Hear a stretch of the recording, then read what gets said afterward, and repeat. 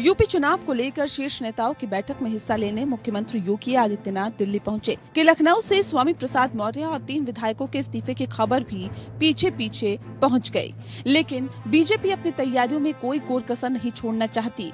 BJP की चुनाव समिति और केंद्रीय नेतृत्व की इस बैठक में केंद्रीय गृह मंत्री अमित शाह और योगी के अलावा उप मुख्यमंत्री केशव प्रसाद मौर्य, प्रदेश प्रभारी राधा मोहन सिंह, प्रदेश अध्यक्ष स्वतंत्र देव सिंह और प्रदेश के संगठन सचिव सुनील बंसल भी शामिल है। समझा जा रहा है कि इस बैठक में पहले चरण के चुनाव के लिए करीब 58 प्रत्याशियों के नामों पर मोहर लग सकती है। दरअसल 14 जनवरी को पहले चरण के चुनाव की अधिसूचना जारी होगी और इसे देखते हुए बीजेपी 15-16 जनवरी को उम्मीदवारों की पहली लिस्ट जारी करने की तैयारी में है। उम्मीदवारों के नाम तय करने में प्रदेश में सत्ता विरोधी लहर को ठंडा करने की भी रणनीति अपनाई जा रही है। समझा जा रहा है कि बड़े पैमाने पर मौजूदा विधायकों के नाम कट सकते हैं और उनकी जगह नए चेहरों को मौका दिया जा सकता है। स्वामी प्रसाद मौर्य और उनके समर्थकों के पीछे एक वजह ये भी बताई जा रही है। बीजेपी की कोशिश है कि योगी सरकार से जनता की नाराजगी कम करने के लिए नए और चमकदार चेहरे उतारे जाए। साथ ही मौर्य और उनके खेमे के विधायकों के इस्तीफे से पड़ने वाले बुरे असर को रोकने के लिए जातीय समीकरण साधते हुए टिकट बांटने की योजना है। पहले और दूसरे चरण में पश्चिमी यूपी में चुनाव होने हैं। ऐसे में मौर्य के असर वाले इलाकों में पिछड़ों को मनाने के साथ बीजेपी जहां जाटों को छिटकने से रोकने के लिए बड़ी संख्या में टिकट दे सकती है, वहीं ब्राह्मणों की नाराजगी दूर करने के लिए उन्हें भी ज्यादा मौके दिए जाएंगे। तो मायावती के वोट बैंक में सेंध लगाने के लिए दलितों को भी पहले के मुकाबले ज्यादा टिकट बांटे जाएंगे। वहीं बीजेपी की कांग्रेस के महिला कार्ड को लेकर नए सिरे से चिंता बढ़ गई है।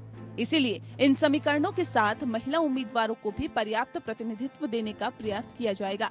समझा जा रहा है कि करीब 1/3 चेहरे इस चुनाव में बदले जा सकते हैं। पिछली बार बीजेपी को प्रदेश में 325 सीटें हासिल हुई थी, यानी करीब 100 सीटों से ज्यादा सीटों पर बीजेपी नए चेहरे उतारने की तैयारी में है। उसमें भी महिलाओं को आगे कर कांग्रेस के दांव को कमजोर किया जाएगा।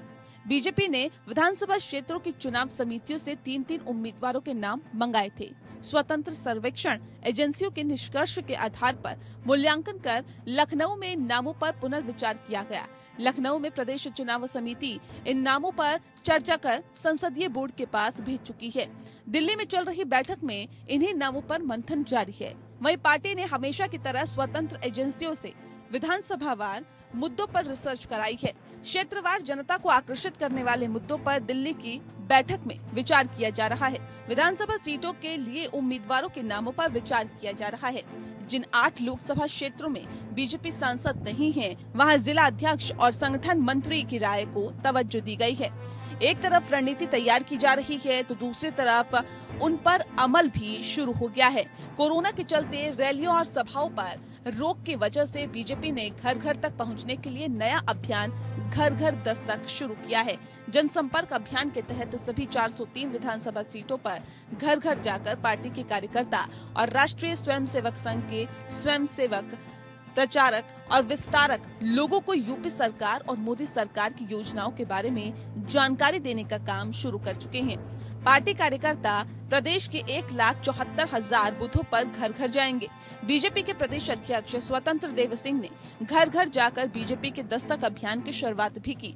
हालांकि घर घर पहुंचने के अभियान को लेकर कांग्रेस ने ऐतराज जताया। उन्होंने इसे कोरोना को घर घर तक पहुंचाने का अभियान बताते हुए चुनाव आयोग से इस पर रोक लगाने को कहा है। Bureau report.